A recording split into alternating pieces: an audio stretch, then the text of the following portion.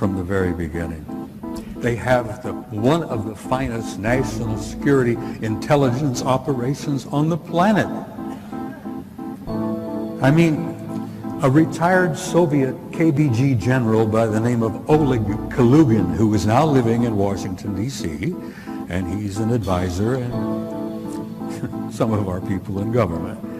Oleg Kalugin said, if we had had the intelligence operations in the Soviet Union as good as the one at the Vatican, the Cold War would still be going on. The Berlin Wall would have not fallen, and the Soviet Union would still exist. He says, we always knew that the best damn security intelligence operation on the planet was out of the Vatican. And probably the reason is that every damn priest in every country on the planet, Catholic priest, is in a sense an agent of the Vatican Intelligence Secret Service.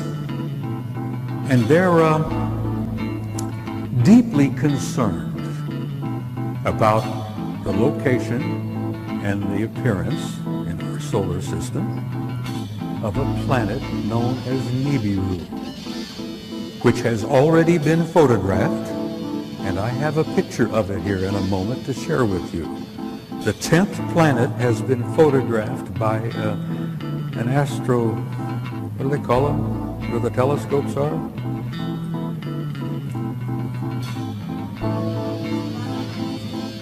Well, anyhow, they've taken pictures of the damn thing in southern Chile because it has appeared below the ecliptic in the southern hemisphere. It's already been photographed by at least 3 cameras and telescopes. It's one of the biggest secrets in our government today. The reality and the presence of the 10th planet. Our government has known about it since 1980. Anyhow, it's real, it's there, and we're going to see it up here. I've been involved in this whole thing for 40 years, and I've been deeply involved in it for the last 20. And let me tell you, take it for what it's worth, in my view, there ain't going to be no disclosure. Not like they expect. They expect the government to someday have a news conference and stand up and say, hey, we got a little surprise for you. Guess what? We've been keeping it from you. We're sorry about that, but it was for your own good, you know. You guys weren't ready for this. You probably couldn't handle it. So, but now we're going to tell you, oh yes, aliens are here. They've been here for quite a while. They're all over the place. Well, they are indeed all over the damn place. But you're not going to get a government disclosure because that's not how government works.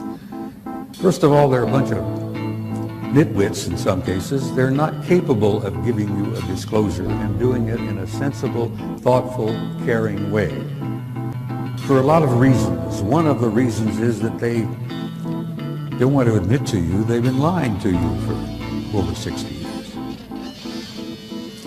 And then the other thing is that they are really a little bit uncertain and frightened themselves because the true scope of their awareness and what they know still has them in a state of shock.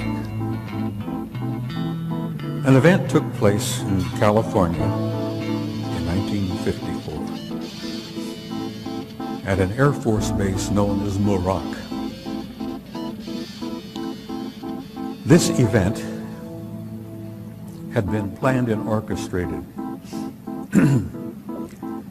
by sensitive military, primarily naval individuals.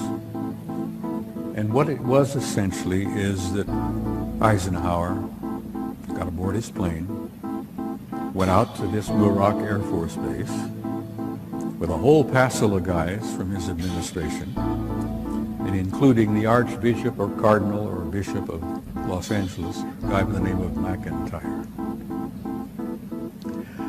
And this thing had been orchestrated and organized for some time because there had been communications between individuals in naval intelligence. And I say naval, and I say this again and again and again. My kid retired as a senior officer from the Navy just in November. The Navy has been up to here, this whole program from the very beginning, and they actually run the operation over at Groom Lake. That is 4. Anyhow, this event took place. I've had verification and proof that it actually transpired from sources impeccable. They flew Ike out there. Supposedly he was visiting a dentist. He had a problem. Well, bless his heart, he really did have a problem. When this is over, he ended up having a coronary.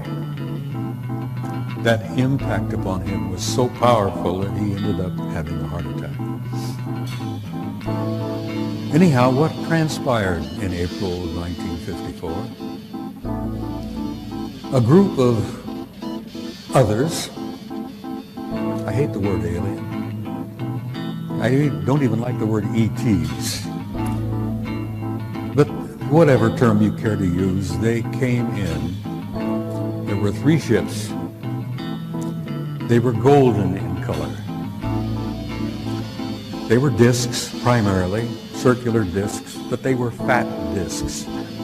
They had a high dome on the top and they had a big dome on the bottom. And these golden metallic discs came in, 3 of them, and they circled over the runway. Made several passes. And Ike and this whole crowd are standing there with, mouths dropping open. We had some generals, we had some admirals, and we had a couple of church authorities there, and poor old Ike. And these guys circled around for a time, and then one of the ships came in and landed on the tarmac right in front of the hangar where the receiving party, the welcoming party, was located.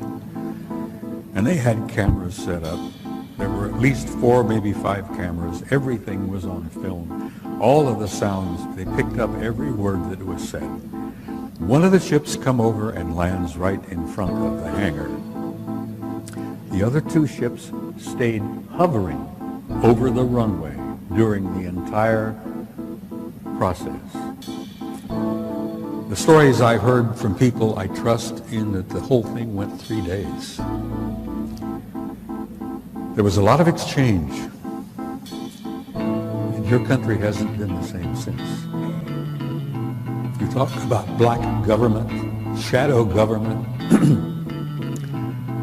Ladies and gentlemen, you have no idea how damn black it is. The government you think you got is not the government you've got. The government you think you had, the government that Washington, Jefferson, Adams, Hamilton, all the rest of those guys created 200 years ago is not the government you've got today. You do not have a democratic republic, good people, and I'm sorry to have to tell you that. You all know about Roswell. Well, let me tell you, Roswell was one little tiny event. For God's sake, there were 3 crashes in that area in New Mexico within 30 days. Roswell was only a tiny piece of it. There have been crashes going on all over the country and all around the world for the last 40 years, 60 years. We've been picking up bits and pieces of hardware all over the damn planet. The Navy retrieved a UFO out of the waters off San Diego in 1941. And if you talk about parts, well, we picked up bits and pieces. Ooh, we loaded them up. We took them off here and we took them off there. Took them at Wright-Patterson Air Force Base. We've taken them at several places. And then, God bless them, we've taken the bodies and a couple of survivors off as well. Well, that's ancient history. But I'm saying, forgive me if I repeat myself, your government that you thought you had ceased to exist in 1947.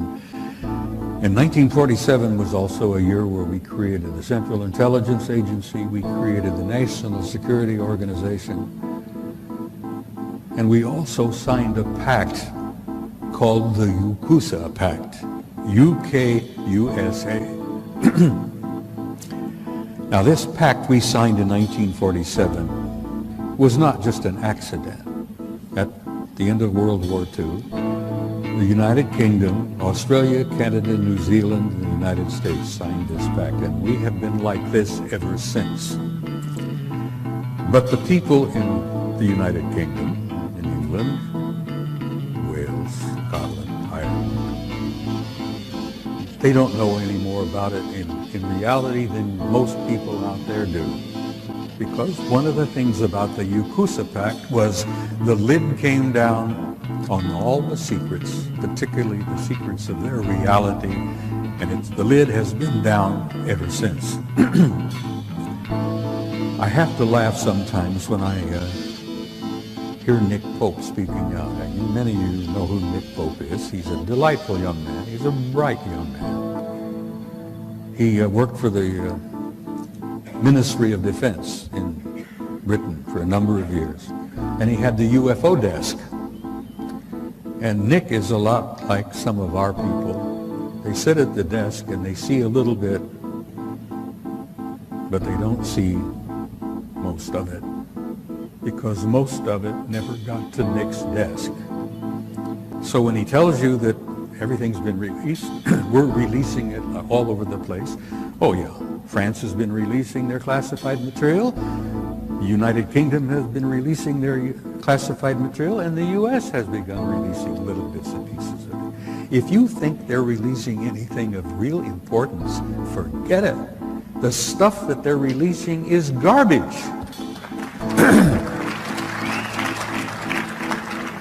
Nick, forgive me wherever you are at this moment. I'm not putting you down. Most of the stuff they're releasing is garbage. The only bit of information that came out of France recently that was of any information or of any value was a report they called the Cometa report. And many of you, I'm sure, are familiar with that.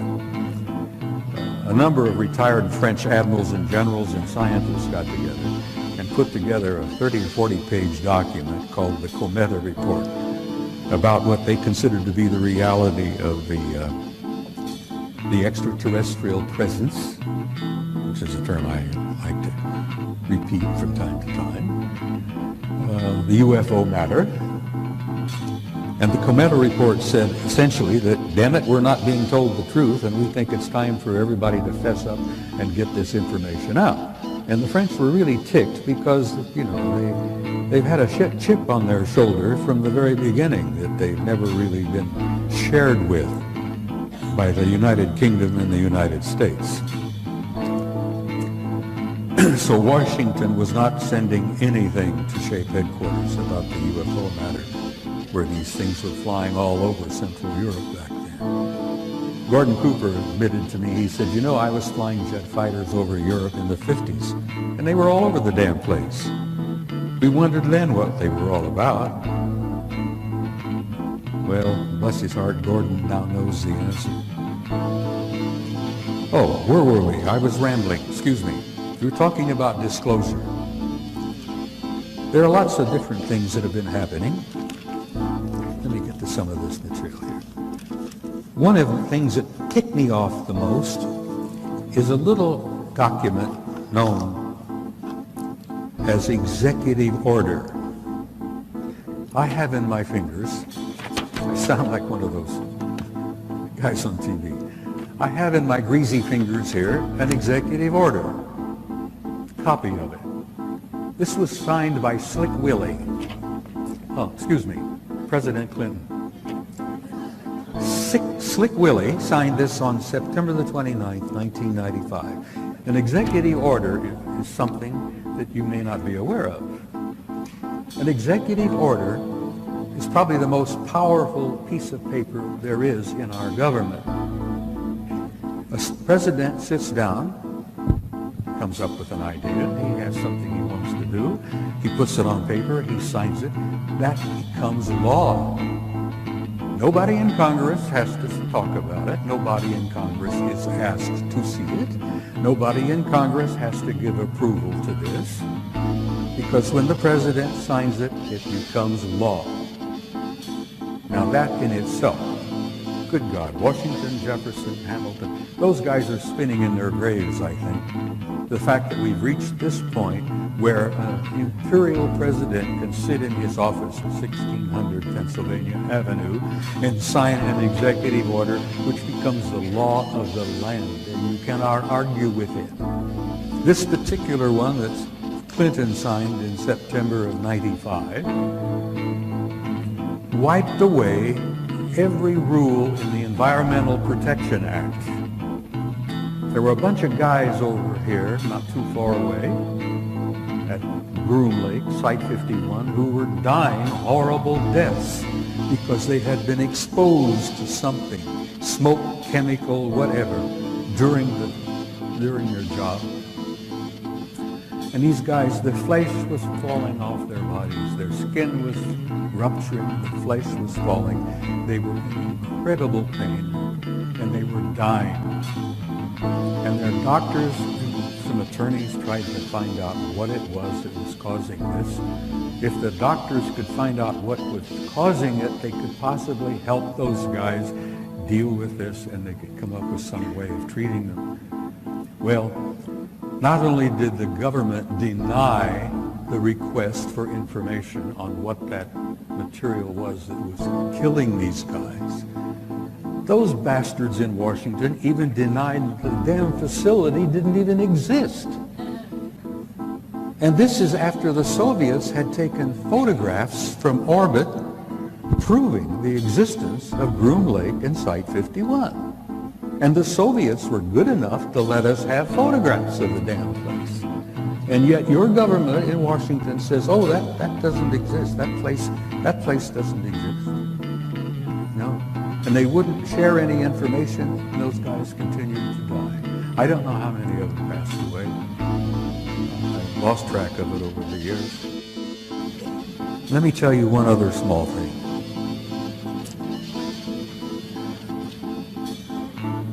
A retired scientist by the name of David Froning, who is alive and well and living outside of Flagstaff, Arizona today. 15 years ago, David Froning spoke at a conference which I was part of.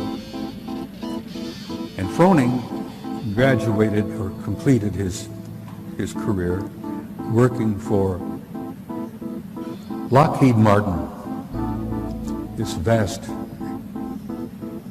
vast corporation that's got their sticky fingers in so damn many things.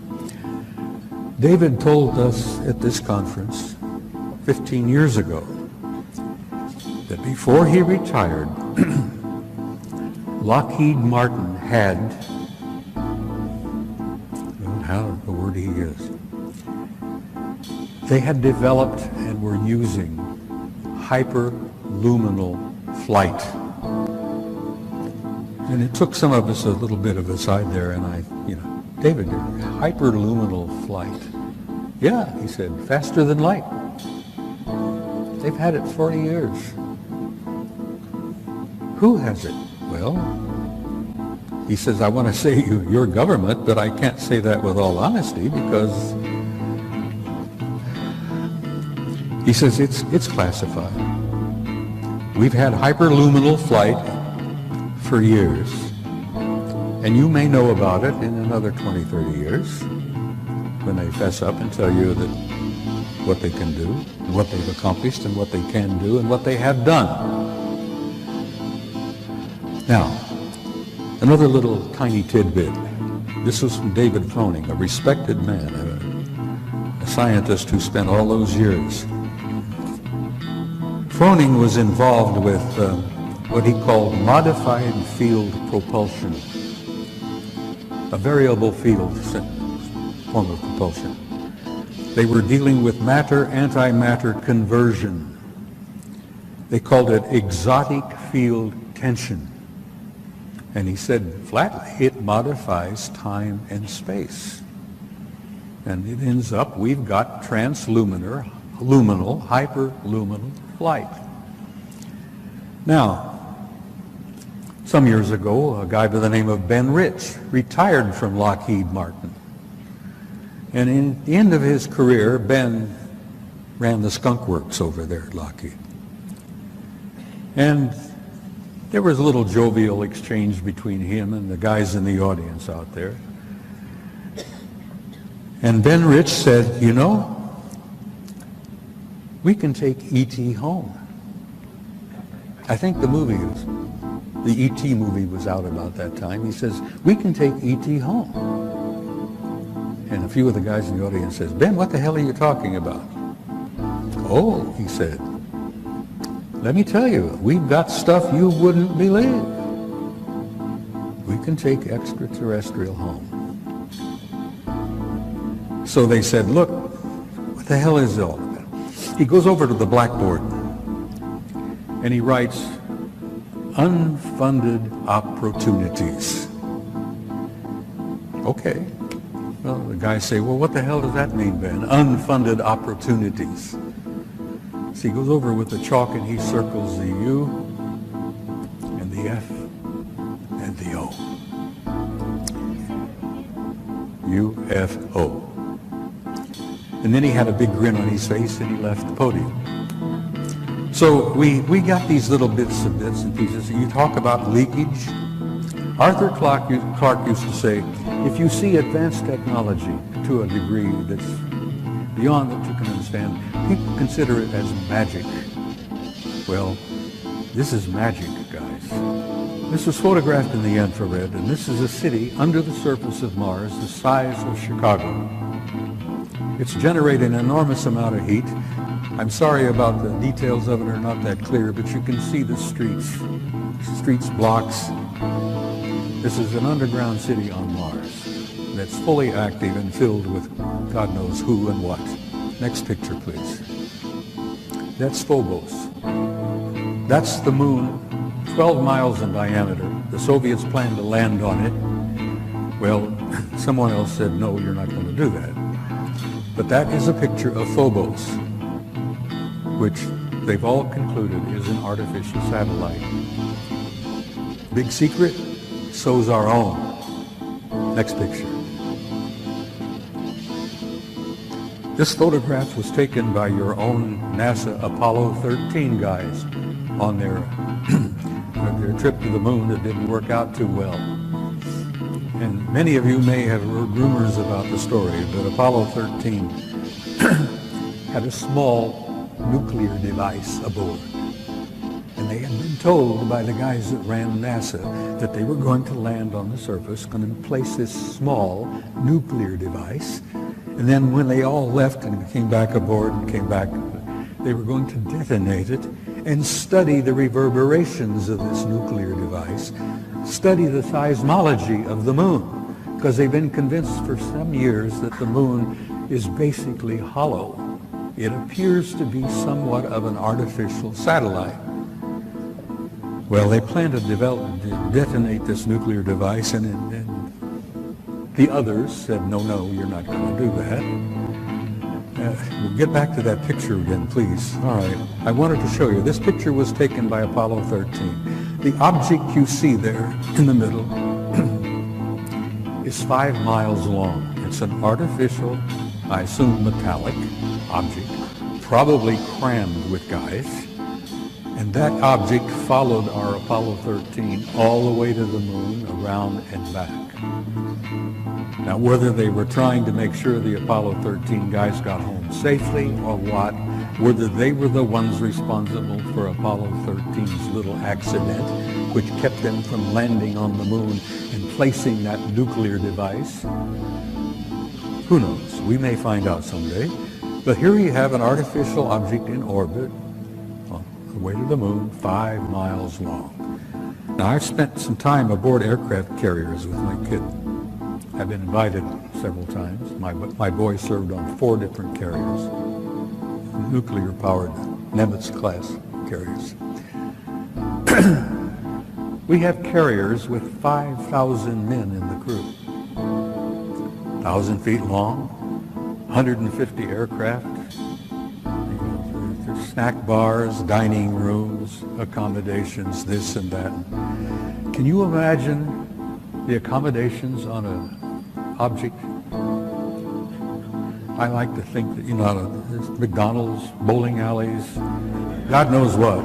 I'm sure they have a fairly good life out there. Anyhow, aboard an object 5 miles long, I've tried, in the time I had, to do 2 things. to impress upon you the reality of the extraterrestrial presence, the ones I refer to as the others. I hate the term alien. I hate the term UFO. There are no UFOs. We've known what they are for years and years and years. Some of them are ours. Some of them are theirs. There are no unidentified flying objects out there. They're all identified. I've tried to impress upon you the seriousness of it, the seriousness of the cover-up and the lies they've been telling you, the importance of why you need to know as much as you can know. And you need to be presented with the material because, damn it, you all deserve the truth. You have a right to know and you have a need to know because you are the people that this whole damn thing is all about. Now, they're in our midst. That's an understatement. When I came in, I arrived yesterday. I've been running around here all day. There's an old friend sitting in the audience out here who I've known for years. He's currently with the Defense Intelligence Agency. He's getting up to years, probably going to retire very soon. And I've met him many times. We've shared a lot of information. There is another young man in the audience here who I will not point to because I can't see a damn thing with those lights, who is from National Security Agency, and he and my old friend were not aware of the other one being present here. But the one that's most redeeming and most exciting for me is there is a couple here who look like they're in the mid-40s. They look like a husband and wife. Nice-looking people. Very nicely appearance. As I said, their appearance is like a husband and wife. They're sitting together. Neither one of them were born on this planet. Guys, they're in your midst. If you have dinner down here somewhere, you could, if you have dinner down here somewhere, you could be sitting next to one of them. There are two of them in the audience this afternoon, and I want to salute you. They're nice folks. They're as human in most respects as you and I are. They're all over the damn place. They're in our midst and they are family. We're related to them because they were the ones that had a hand in establishing us as a hybrid race 100,000 years ago. And that hybridization is still underway. It's still happening even as we sit here and speak. And it's simply this: you're not alone and you have never been alone. And you have had, as I have learned over the years, an intimate interrelationship with advanced extraterrestrial intelligence from the beginning of human history. But what the thing I've learned, I guess, the most powerful thing, is that there is a God.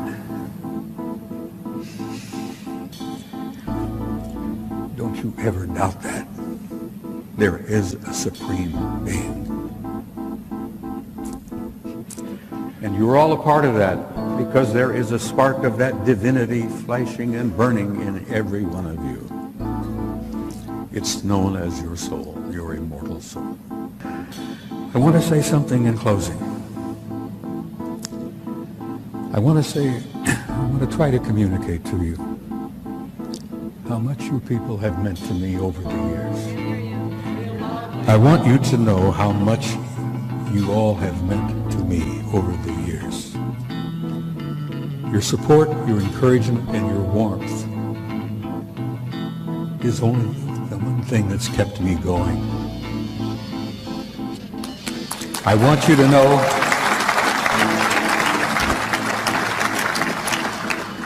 know, how grateful I am to each and every one of you. You are friends. Ti amo.